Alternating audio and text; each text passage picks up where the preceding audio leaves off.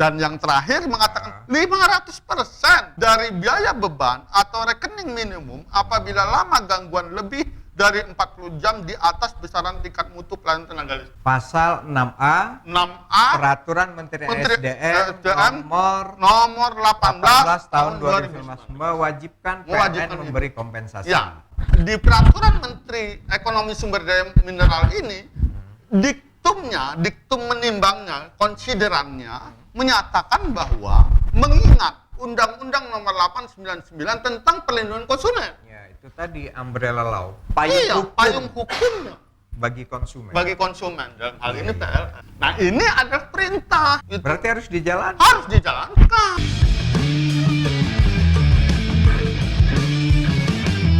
Hukum itu aturan, jangan dilanggar, bisa dihukum.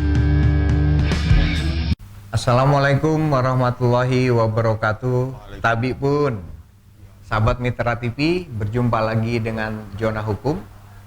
Saya jadi teringat dengan pepatah habis gelap terbitlah terang.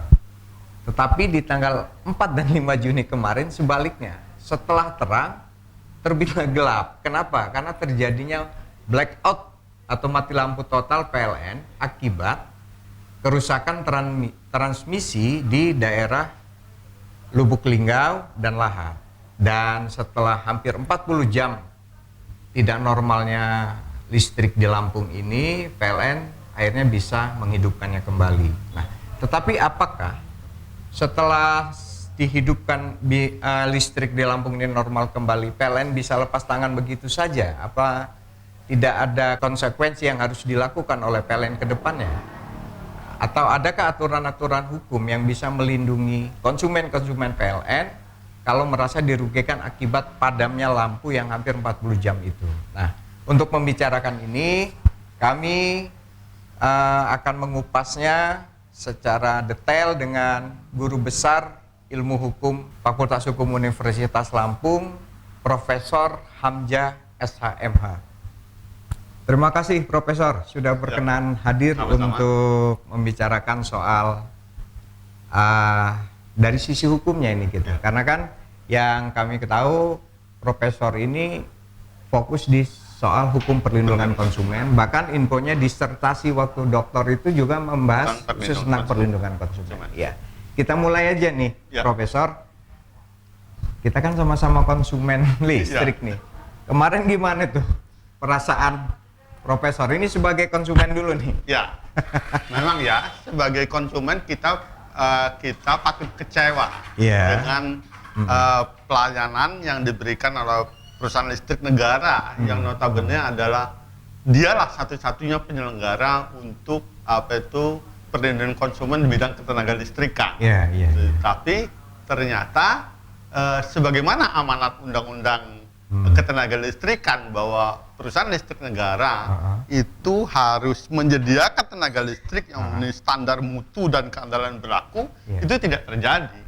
Nah, itu. Dan ini bukan hanya sekali ini, beberapa namanya sempat biarpet juga nih listrik Lampung ini kan? Iya ya? Iya. Nah, itu juga yang membuat kita perlu mendiskusikan ini karena memang nampaknya perusahaan listrik negara tidak mau belajar dari kejadian-kejadian sebelumnya. Bahkan kejadian ini sejak tahun 2000 dalam tesis saya itu membahas khusus soal itu, soal tentang perusahaan listrik negara ini, yaitu perlindungan konsumen perusahaan listrik negara terhadap hak informasi. Studi kasus di perusahaan listrik negara di Lampung ini. Gitu ya? Iya. Apa hasil? Berarti tesis waktu ngambil S2 nih ya? Waktu ngambil S2 itu. Apa? Ya, jadi kesimpulannya memang PLN itu seperti bajai di Jakarta itu. Jadi kalau dia mau belok kanan, belok kiri itu nggak ada sennya. Jadi kalau dia mau matikan, kalau dia mau hidupkan. Paling bikin pengumuman, permohonan maaf, itu faktanya. Itu faktanya begitu. Iya. Nah, ini makanya perlu kita diskusikan, perlu kita bahas, bukan untuk menjadikan PLN terdakwa, bukan, tapi dalam konteks untuk menjaga marwah PLN itu sendiri agar lebih baik lagi ke depan. Ke depannya, iya. Karena kan kemarin ini juga DPRD Lampung, khususnya Komisi 4 yang mitra kerja PLN itu kan sudah mengundang nih PLN. Harusnya tanggal 7 Juni kemarin, tapi kalau berdasarkan pemberitaan PLN minta direschedule. Gitu loh. Padahal itu kan sebenarnya biar segera tahu ya sebagai wakil rakyat apa masalah sebenarnya gitu. Karena yang menarik kan ternyata listrik di Lampung ini belum mandiri. Itu kan Prof ya.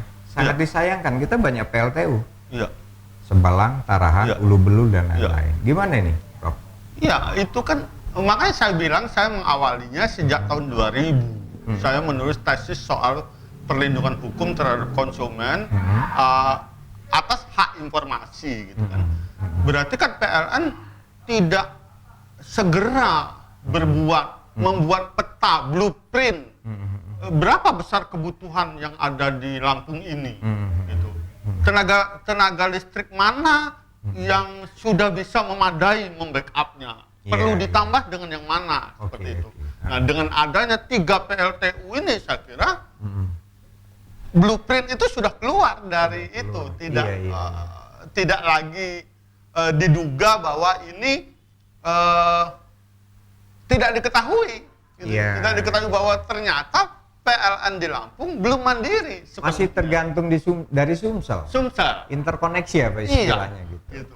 Sedangkan secara geografis kita sudah terpisah dari Sumatera Selatan sejak tahun 1965 kan gitu. Iya. Itu yang disayangkan ya. Nah, kemudian kan muncul reaksi-reaksi nih kemarin nih kan. YLKI Lampung menyatakan statementnya dalam pemberitaan bahwa harus ada kompensasi PLN.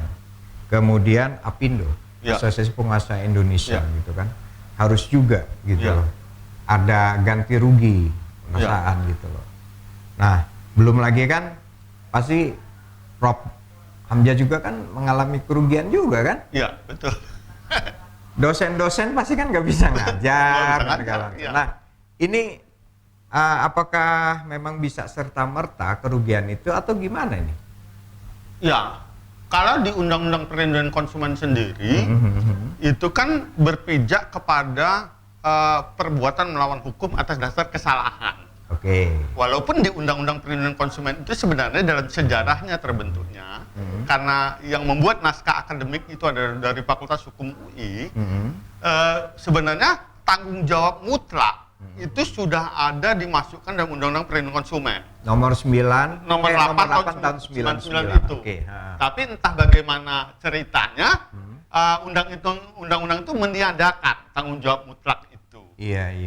Jadi kalau dari aspek Undang-Undang Perlindungan Konsumen sendiri, kerugian yang diderita oleh konsumen itu, maka ada mekanismenya. Mekanisme yang diberikan itu mekanisme hubungan keperdataan, yaitu perbuatan melawan hukum 1365 itu. Jadi jika seseorang itu mengalami kerugian atas perbuatan hubungan hukum baik langsung maupun tidak langsung itu, maka yang merasa dirugikan itu akan melakukan tuntutan hukumnya.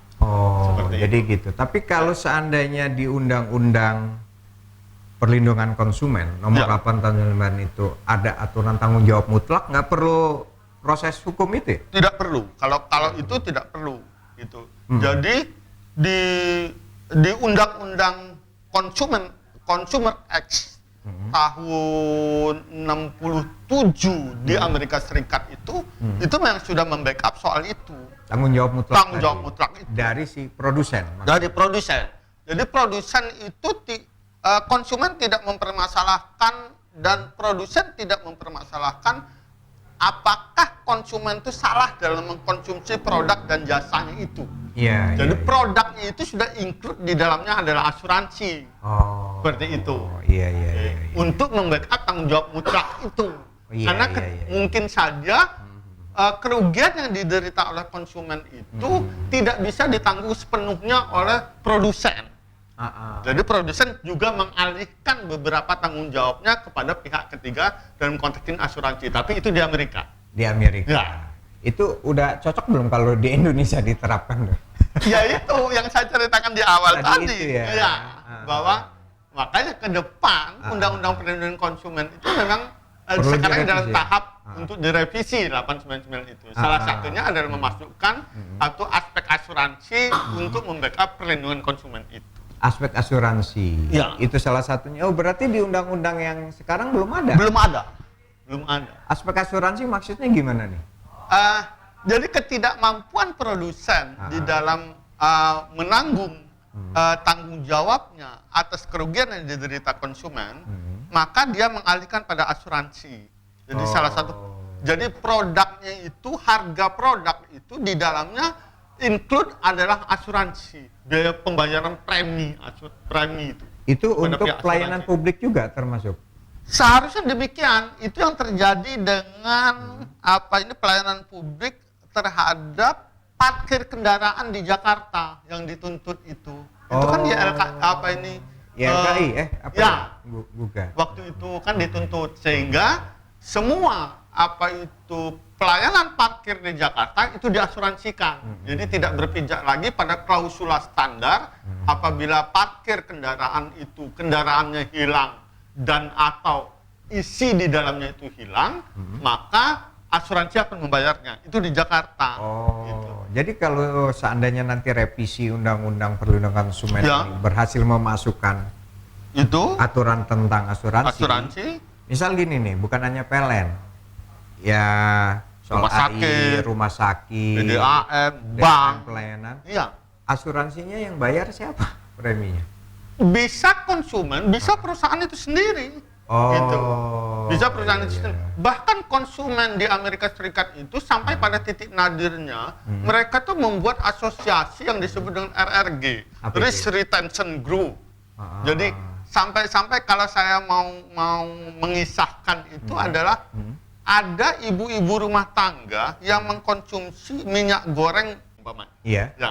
Itu kan kadang-kadang ketika mereka menggoreng mukanya itu terpercik minyak goreng itu sehingga mukanya bopeng. Ya. Gitu. Nah, maka ketika dia berobat ke rumah sakit itu, maka dia bisa mengklaim melalui asuransi itu.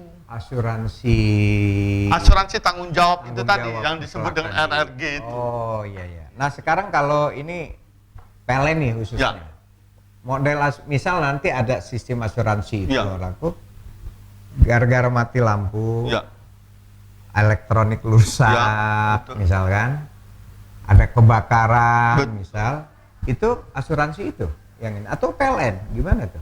Kalau itu belum diatur sekarang, seandainya kalau diatur ke depan, maka yang membayar asuransi. Gitu.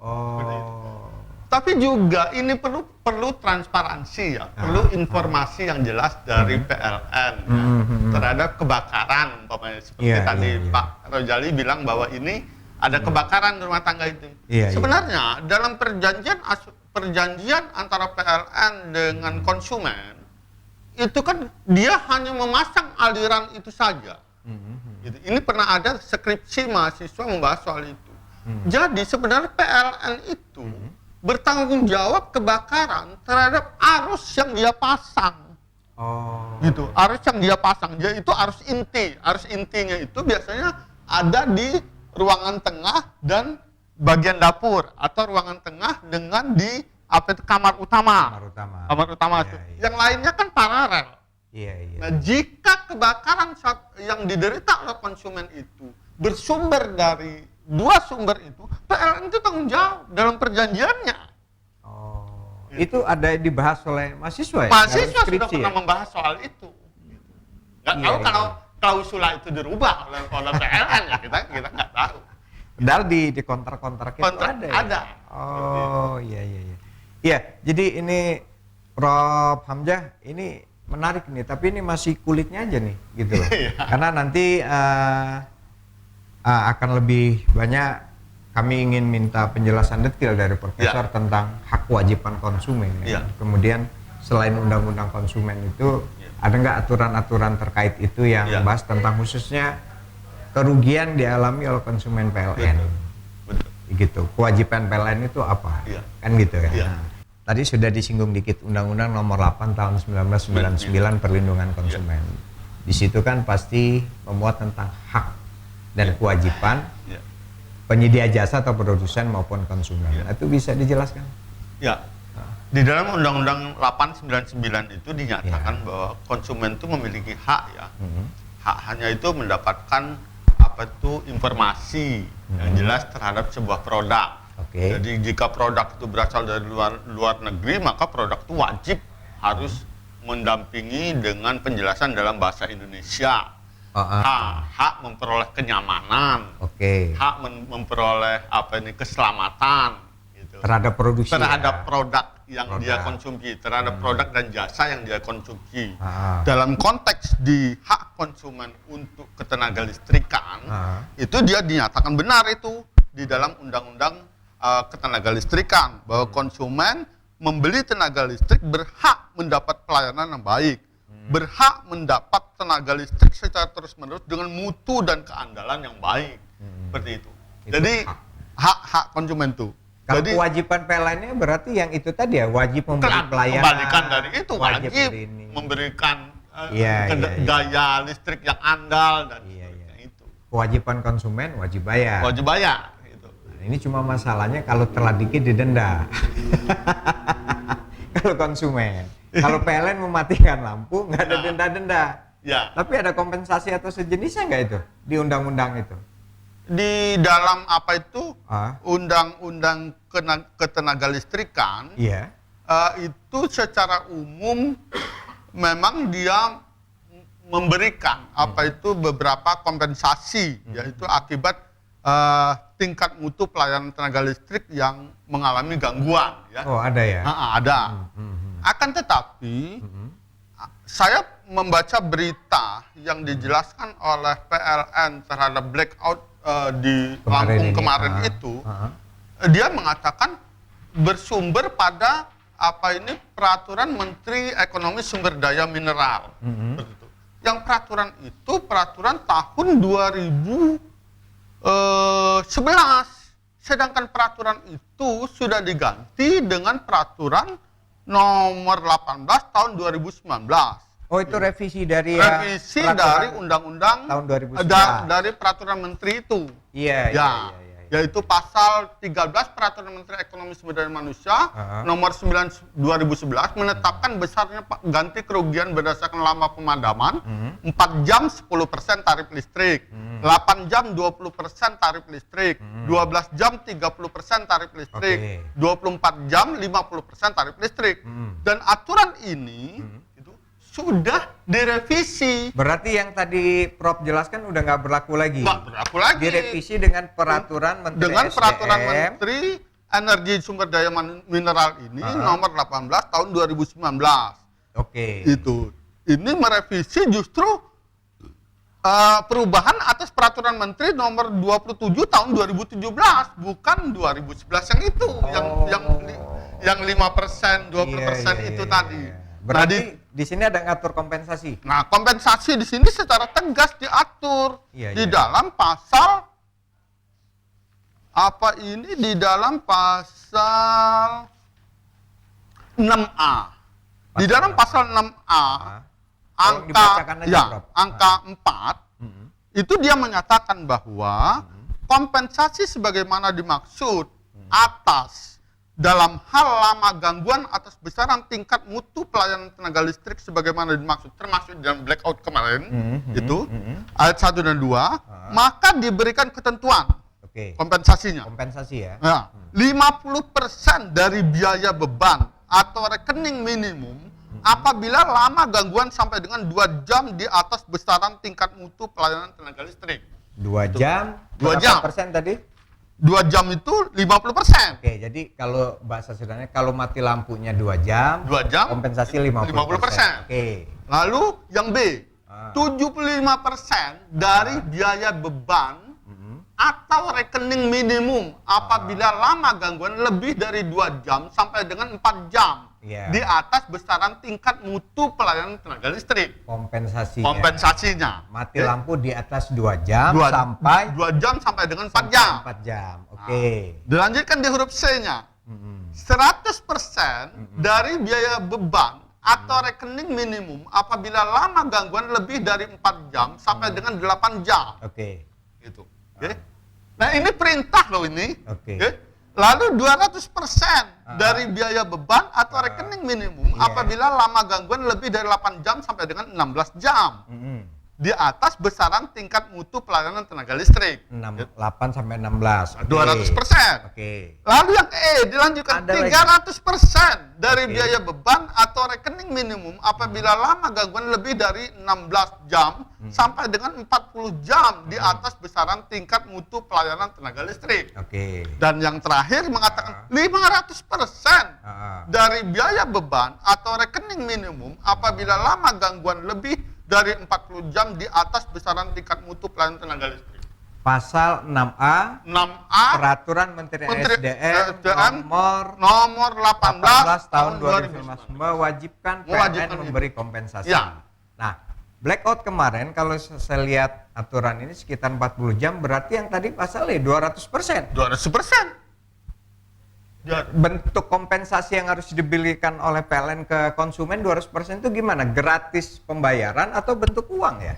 Ya, dilanjutkan dalam pasal berikutnya. Oke. Gitu. Kompensasi kepada konsumen sebagaimana dimaksud dalam pasal 6 itu di situ bahwa PLN dibebaskan ketentuan itu lalu PLN harus membebaskan itu, kan dinyatakan di sini. Jadi tidak bayar. Nggak bayar konsumen untuk itu. Sekian bulan. Untuk selama gangguan itu ya, selama gangguan itu. Jadi pada bulan berjalan itu.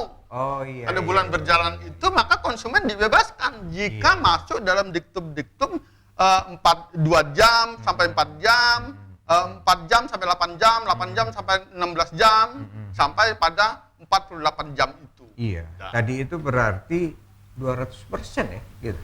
Tadi itu 16 dinyatakan sampai kalau kan 16 8 jam sampai dengan 16 jam 200%. Ini 16 sampai 40 yang 300. Berarti 300% ini. Iya. Karena kan hampir 40 jam loh.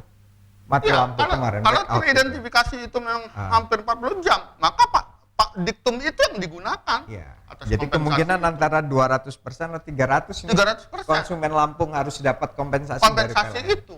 Itu serta merta atau bagaimana?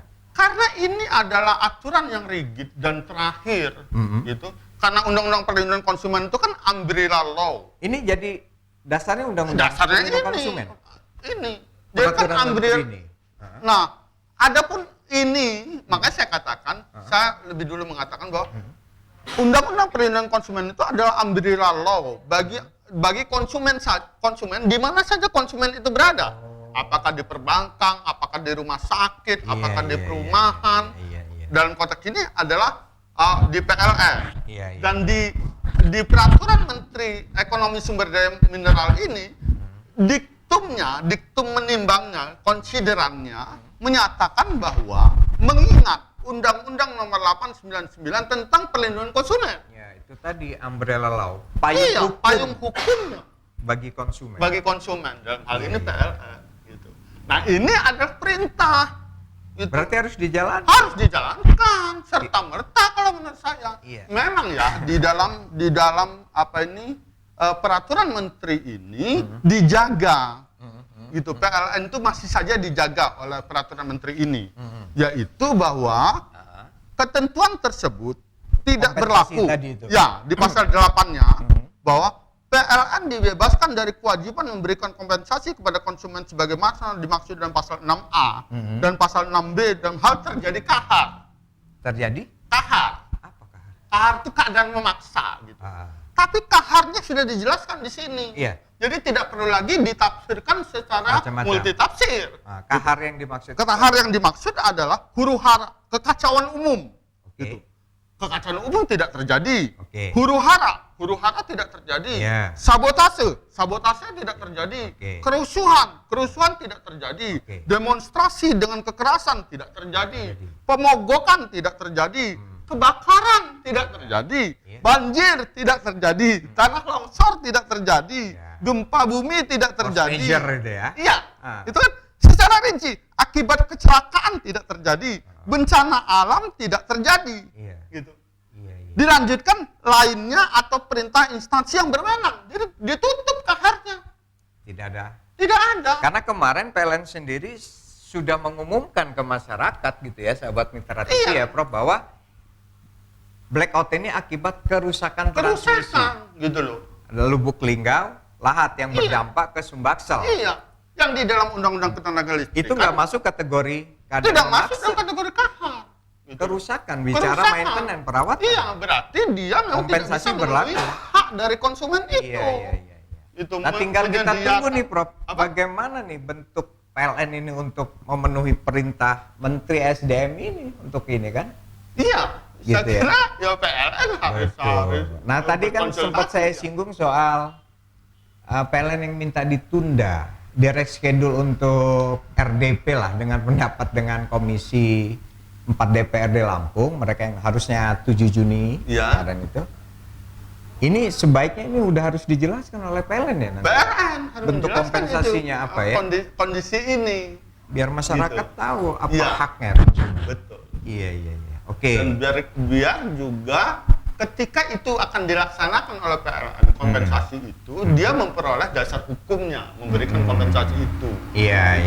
Oke. Jadi sebenarnya apa maksud, apakah kalau patut diduga bahwa dengan ditundanya pertemuan dengan DPR itu apakah ketidaksiapan atau karena apa?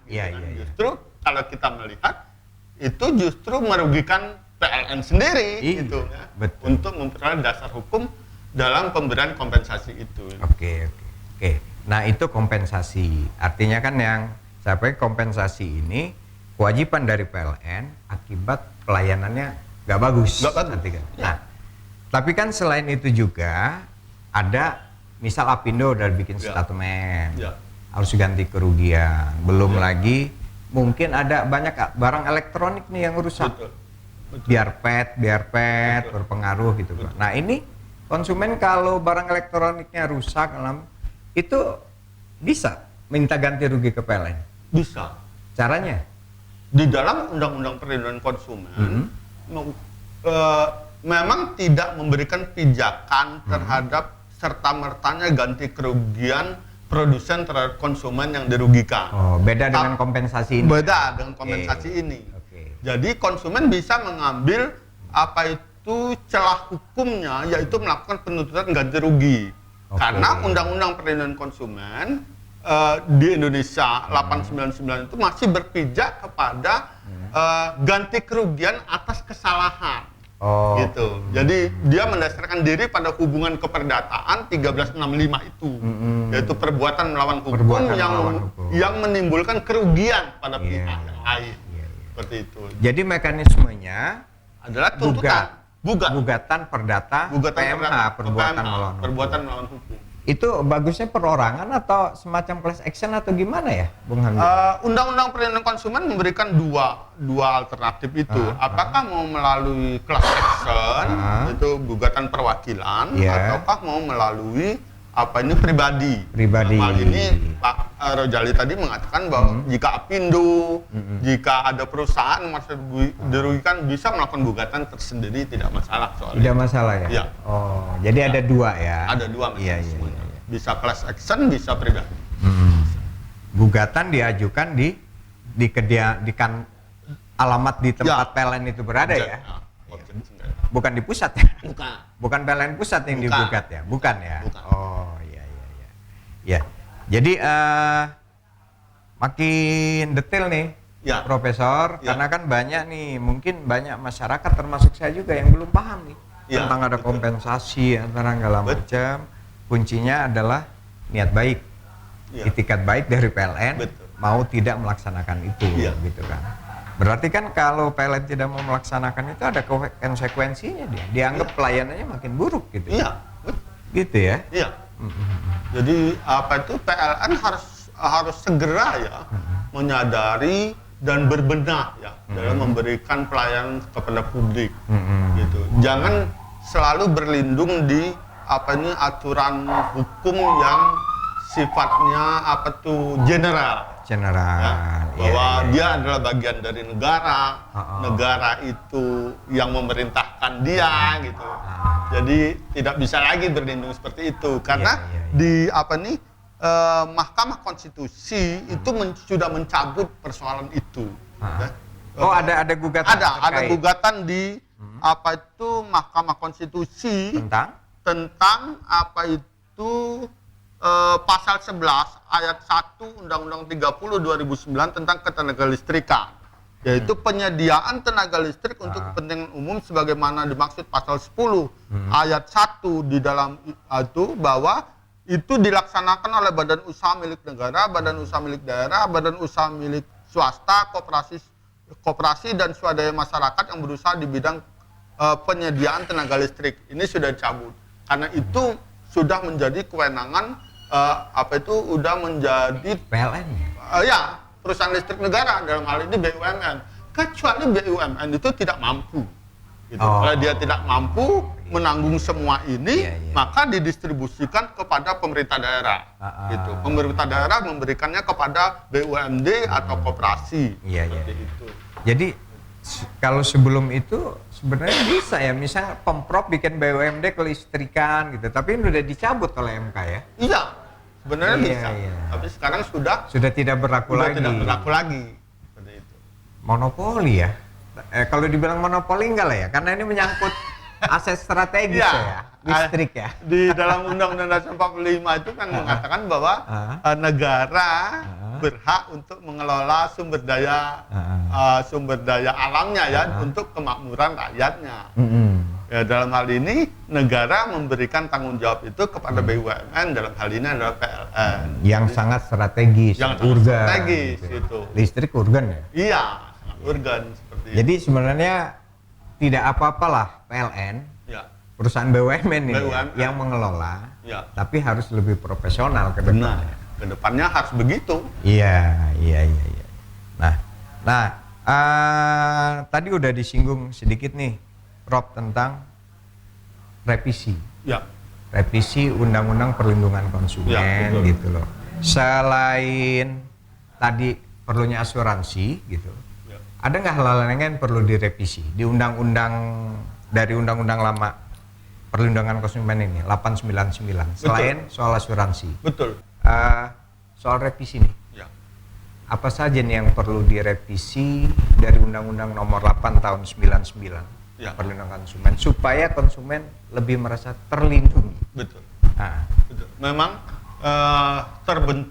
filosofi terbentuknya Undang-Undang 899 tentang perlindungan konsumen itu salah satu filosofinya adalah konsumen itu memahami dulu hak-haknya sebagai konsumen. Sehingga di dalam penegakan hukumnya sedikit diabaikan pada saat pembentukannya. Nah, sekarang konsumen sudah menyadari hak-haknya sebagai konsumen karena buktinya sudah banyak yayasan lembaga konsumen atau lembaga swadaya masyarakat yang bergerak di bidang konsumen dalam bidang-bidangnya tersendiri. Dengan begitu maka aspek advokasi pendidikan kepada konsumen di mana konsumen menyadari hak-hak dan kewajibannya itu sudah terpenuhi. Sudah terpenuhi sebagaimana filosofi terbentuknya Undang-Undang 899. Itu latar belakangnya. Latar belakangnya. Jadi ke depan maka perlu direvisi Undang-Undang 899 ini tidak saja membuat komprehensif atas tinjauan atas hak-hak konsumen yang lebih banyak lagi, tetapi juga memasukkan filosofi yang kedua, yaitu bagaimana menegakkan hak-hak konsumen ini. Nah, pada waktu anggota DPR RI datang ke Fakultas Hukum Universitas Lampung pada saat itu sosialisasi terhadap revisi ini. Sudah ada sosialisasi. Sudah pernah ada sosialisasi ini. Itu saran yang diberikan yang pertama bahwa Undang-Undang Perlindungan Konsumen tahun 899 ini direvisi itu dengan mendudukkan tanggung jawab terhadap konsumen itu tidak lagi berdasarkan tanggung jawab atas kesalahan. Yang pasal 1365. 1365 itu itu. Tapi Tetapi mendasarkan diri atas dasar tanggung jawab mutlak, strict liability namanya itu. Tanggung jawab mutlak produsen. Okay. Tanggung jawab mutlak produsen. Okay. Lalu tanggung jawab mutlak produsen ini juga di dalamnya ada tanggung jawab produk. Nah, ini gimana nih perbedaannya? Ya, perbedaannya bahwa kalau dia tanggung jawab produsen, maka produsen itu bertanggung jawab sepenuhnya terhadap produk dan jasa yang dia keluarkan untuk dikonsumsi sama konsumen, oleh konsumen itu, ya kan? Jadi dia bertanggung jawab sepenuhnya. Khawatirnya terhadap tanggung jawab mutlak produsen ini dia tidak mampu, gitu, memberikan kompensasi atau tanggung jawab sepenuhnya atas kerugian yang diderita konsumen, terutama jika kerugian konsumen itu bersifat massal. Gitu, ya kan? Seperti itu. Nah, oleh karenanya harus ada tanggung jawab produk. Tanggung jawab mutlak, tanggung jawab produk. Di dalamnya ada tanggung jawab produk. Jadi produk itu termasuk di dalamnya adalah harga tanggung jawab. Gitu. Harga tanggung jawab produk itu sendiri. Yang biasanya dalam hal ini hasil penelitian di dalam disertasi saya itu, jadi disertasi saya itu membahas soal perlindungan konsumen di Indonesia, studi terhadap asuransi tanggung jawab produk. Ya, jadi ketidakmampuan produsen bertanggung jawab sepenuhnya terhadap kerugian yang diderita konsumen, maka produsen itu mengalihkan kepada pihak ketiga. Dalam hal ini adalah asuransi.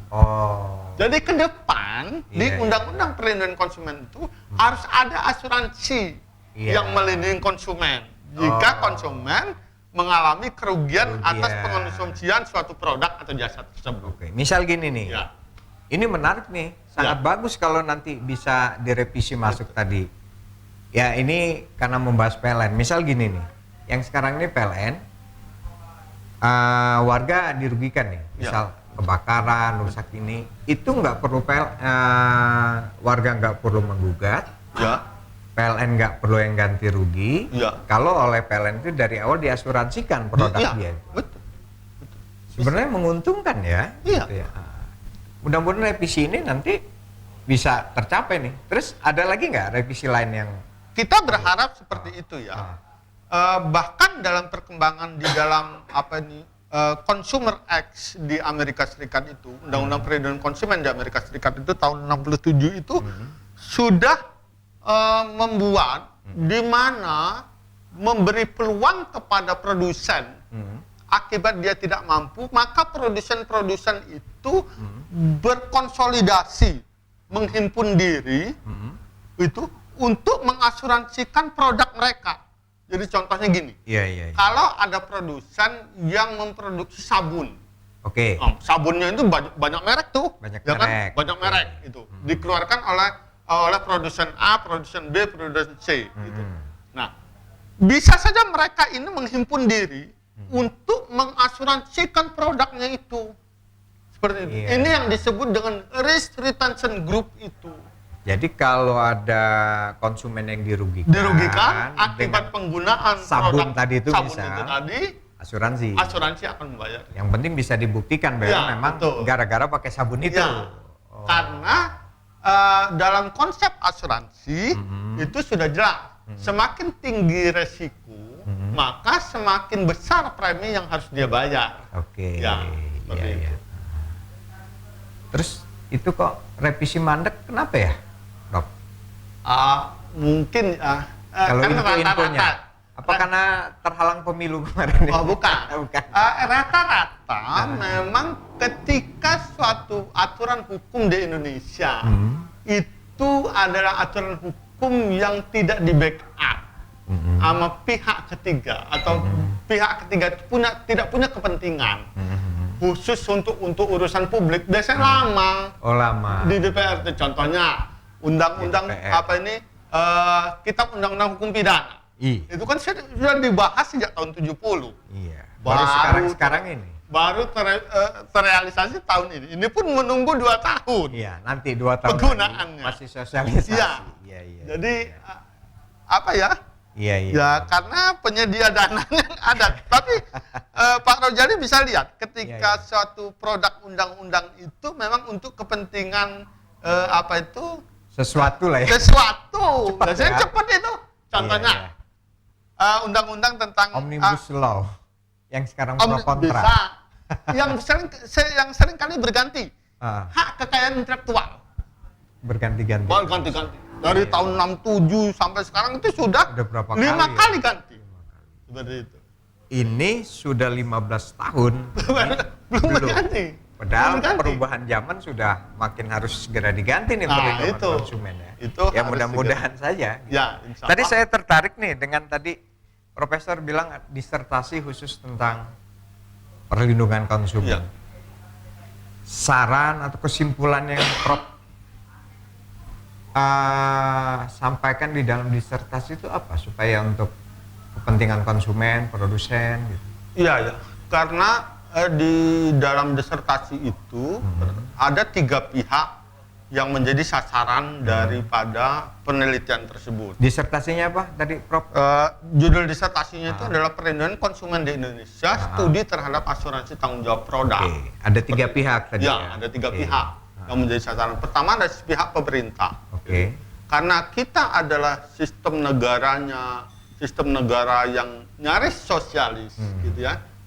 Jika kita tidak mau dikatakan sebagai komunis, gitu. Di mana negara itu selalu hadir untuk melakukan perlindungan hukum terhadap warga negaranya, seperti itu. Oleh karenanya pemerintah di dalam membuat undang-undang perlindungan konsumennya itu, membuat undang-undang semua di mana konsumen itu berada, hendaknya ada keberpihakan yang lebih besar kepada konsumen atau dalam hal ini adalah rakyatnya. Oke. Yang kedua kepada produsen, bahwa produsen itu dalam memproduksi barang dan jasa itu hendaknya semakin meningkatkan kualitasnya, gitu.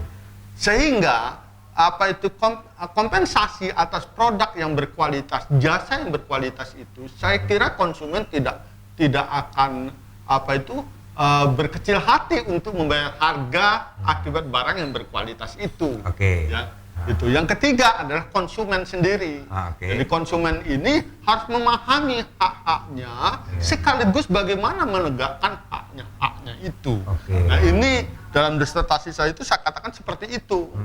Oke. Jadi konsumen, khusus untuk konsumen, di mana undang-undang perlindungan konsumen nanti yang akan datang terbentuk, tidak saja itu memang undang-undang perlindungan konsumen, tapi isinya jangan sampai menjadi undang-undang perlindungan produsen. Iya. Kan gitu. Iya. Harus ada keseimbangan hak dan kewajiban para pihak ya. Jadi hubungan hukum antara konsumen dan produsen itu betul-betul hubungan yang koordinatif, bukan subordinatif. Subordinatif. Jangan konsumen di bawah terus, pasrah gitu. Betul. Iya, oke. Baik. Nah, ini mungkin sumbang saran Profesor ke depan untuk kebaikan listrik Lampung gitu. Apakah Lampung ini perlu listrik sendiri atau bagaimana? Ya, kalau di perusahaan listrik negara sendiri ya harus segera menyadari ya, walaupun dalam hal ini PLN sudah berbuat lebih baik, tapi tidak boleh berpuas diri karena karena ke depan itu memang perubahan itu sangat cepat. Gitu. Saya mengatakan kepada mahasiswa saya ada 2 hal yang tidak pernah berubah di dunia ini. Yang pertama adalah Tuhan yang Maha Esa, Allah Subhanahu wa Ta'ala. Yang kedua adalah perubahan itu sendiri. Nah, perubahan itu harus diantisipasi oleh perusahaan listrik negara.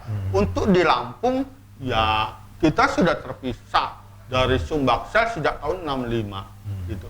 Bagaimana mungkin listriknya sendiri belum terpisah? Gitu. Terpisahnya itu bukan berarti kita mau egois, bukan ya. Tapi setidak-tidaknya kita tahu blueprint terhadap kebutuhan listrik, ketenaga listrikan di Lampung ini berapa sih? Gitu. Karena dengan sumber daya dan PLTU yang ada, kemungkinan besar bisa ya PLN Lampung ini mandiri ya? Sangat bisa, kalau menurut saya sangat bisa ya. Gitu. Karena memang sumber daya PLTU,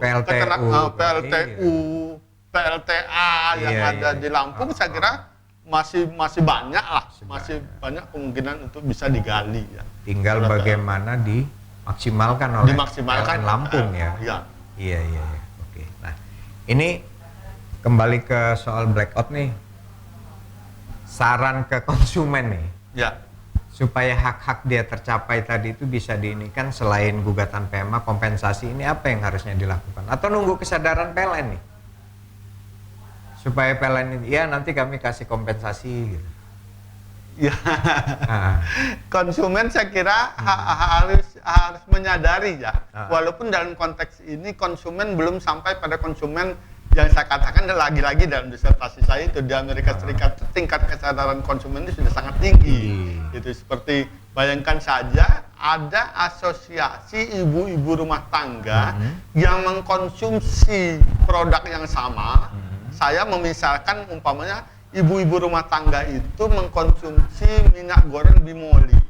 Mereka itu sampai mengasuransikan diri mereka itu. Iya, karena membayar preminya mahal, mereka itu bersama-sama membayar preminya itu. Karena peristiwa mereka mengalami kecelakaan itu tidak terjadi berbarengan, tidak bersama-sama menggoreng menggunakan minyak itu, tidak, tapi hanya peristiwa-peristiwa tertentu. Mungkin ada ibu itu menggoreng terpecik mukanya sehingga mukanya bopeng. Gitu. Nah, mereka itu langsung klaim pada asuransinya, pada asuransi akan membayar seperti itu. Nah, soal keterbukaan informasi oleh PLN nih, sebaiknya PLN ini bagaimana ke depannya? Harus itu. Di era digital sekarang, era udah sampai pada era 5.0 sekarang ya. Semua pelayanan publik, tidak saja pada PLN, perbankan, rumah sakit, itu ya, itu juga harus terbuka. Harus memberikan informasi sebagaimana amanat Undang-Undang Perlindungan Konsumen itu, bahwa itu adalah hak konsumen yang paling mendasar. Bahkan Perserikatan Bangsa-Bangsa sudah masukkan ke dalam keputusan Majelis Umum PBB-nya bahwa hak atas konsumen itu merupakan hak dasar, bagian salah satu unsur dari hak asasi manusia. Seperti itu. Makasih nih Profesor, sebenarnya ini menarik nih. Bisa banyak yang kita bedah lagi. Tapi akan keterbatasan waktu, dan jangan bosan kalau nanti Zona Hukum meminta lagi untuk bincang-bincang macam ini di waktu-waktu berikutnya ya. Sahabat Mitra TV, inti dari perbincangan kali ini adalah bahwa perlu adanya keseimbangan hak dan kewajiban antara produsen dalam ini PLN dan warga dalam ini konsumen ya, masyarakat gitu loh. Ada kompensasi yang wajib diberikan oleh PLN. Konsumen pun mempunyai hak untuk melakukan gugatan perbuatan melawan hukum apabila merasa dirugikan dengan blackout yang hampir 40 jam tadi gitu. Inilah intisari dari perbincangan Zona Hukum kali ini. Saya Rojali Umar pamit, dan saya tiada bosan mengingatkan bahwa hukum itu aturan, jangan dilanggar, bisa dihukum. Wassalamualaikum warahmatullahi wabarakatuh. Salam Zona Hukum. Terima kasih.